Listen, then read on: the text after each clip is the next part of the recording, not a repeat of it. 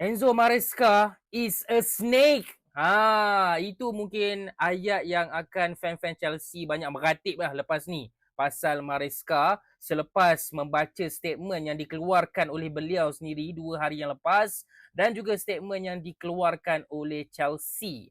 Okay, ada yang suruh aku cover pasal isu ni. So, jom aku cerita sikit. Sebelum tu korang yang minat konten-konten macam ni boleh tekan butang follow dekat sini. Dah tekan. Mantap. So, apa yang jadi sebenarnya 2 hari yang lepas, Maresca officially join Manchester City dan dia sempatlah post ayat ni untuk Chelsea. Aku rasa dia dah delete dah pun post ni.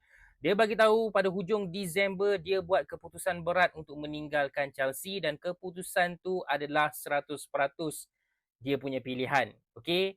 Dan keputusan tu jugalah open a path untuk dia join Man City dan sekarang dia dah pun join Man City. Dan dia bagi tahu juga dia punya action tu telah pun kacau stability klub Chelsea pada season lepas dan dia minta maaf. Dia kata dia tak berniat pun.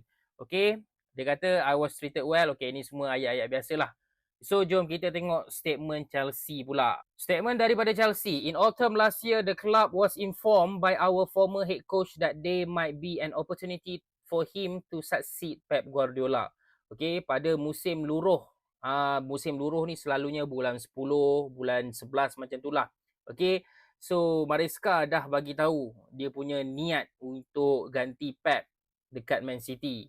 Lepas tu bulan Disember dia bagi tahu yang dia akan tinggalkan Chelsea lah dan ambil peluang tersebut. Okey, dan disebabkan keputusan tu juga Chelsea jadi serabut, okey, pergi lantik Liam Rosigne, lepas tu pergi buat ni, pergi buat tu. So, nak cakap nak tunjing jari lah ni dekat Maresca disebabkan keputusan itulah Chelsea jadi barai season lepas. Which is ada betulnya guys. Okey, memang ini decision yang sangat-sangat berat, decision yang betul-betul sabotage kelab Chelsea ni. Tapi apa yang aku tak suka, reaction fan-fan Chelsea selepas berita ni adalah menyalahkan Enzo Maresca 100%. Bagi aku tidak. Bagi aku dua-dua salah dan mungkin salah Maresca lebih besar ke apa, tak kisah. Kau cuba letak tempat kau dekat Enzo Maresca Enzo Maresca dalam season pertama dia berjaya menang Conference League dan juga menang Club World Cup dengan Chelsea. Okey, yang mana ini adalah kemenangan trofi pertama sepanjang Bluco menjadi owner. Okey, so lepas dia dah achieve macam tu, sebelum season start, dia adalah demand a few things daripada board. Dan dia minta apa? Dia tak adalah minta kau beli Ronaldo ke, Messi ke, Mbappe ke, tak. Dia minta kau dapatkan centre back sebab Levi Colwill dah injured. Barisan pertahanan yang sekarang ni tak cukup. Tapi board Chelsea degil, tak dengar. Apa yang diorang beli? Diorang beli Garnacho, beli Gittins. Tengok apa jadi, melingkup. At the same time, dia dapat offer daripada Man City yang mana kelab yang dia pernah berkhidmat. Macam ex kita datang balik lah. Okay, cakap saya suka awak. Awak suka saya balik tak? Mungkin hati dia macam, bos aku ni betul-betul palat dengan aku. Baik aku berpatah balik ke bos yang lama lah. Okay, kau dengar macam tu, kau dengar mesti kau rasa macam apa yang Maresca buat tak bagus lah kan? Tapi cuba kau imagine dalam situation seorang employee dan juga bos. Okay, employee dah achieve macam-macam dah ni.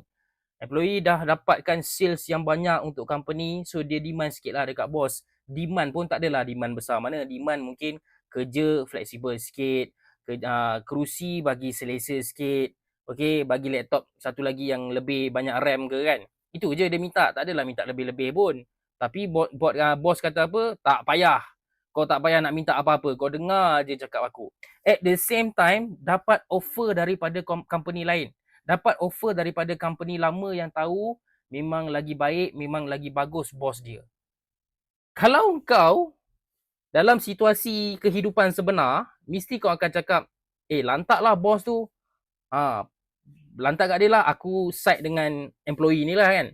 Tapi kalau aku tukar kepada situasi Maresca dan juga Chelsea, kau tak nak side dengan Maresca pula. Itu aku punya pandangan lah.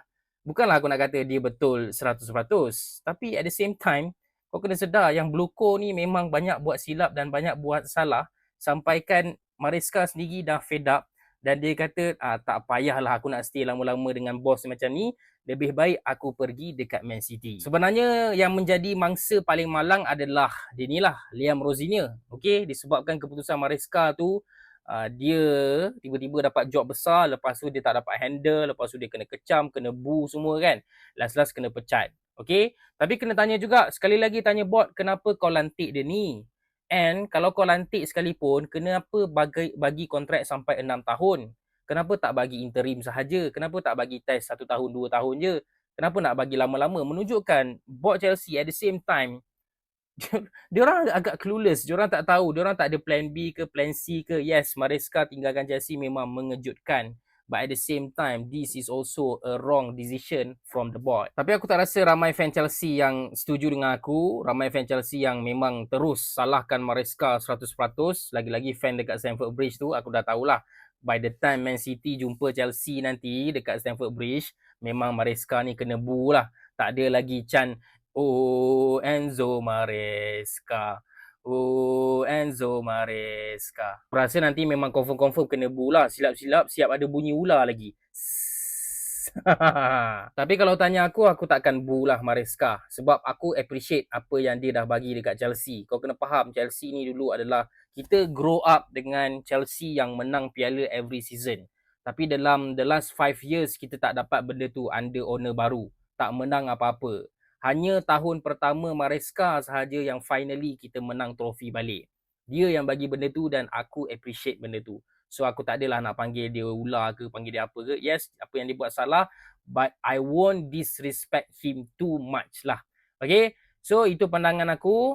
Kita tutup buku yang ini. Sekarang dah pun 1 Julai. Xabi Alonso officially head coach dan juga manager untuk Chelsea. Yang mana pemilihan player dia pun buat dari segi dalaman dan juga luar padang. Okay, sama-samalah kita tengok dia successful ataupun tidak. Harapnya sukses lah. Okay, so itu pandangan aku. Korang boleh bagi pandangan korang dekat bawah.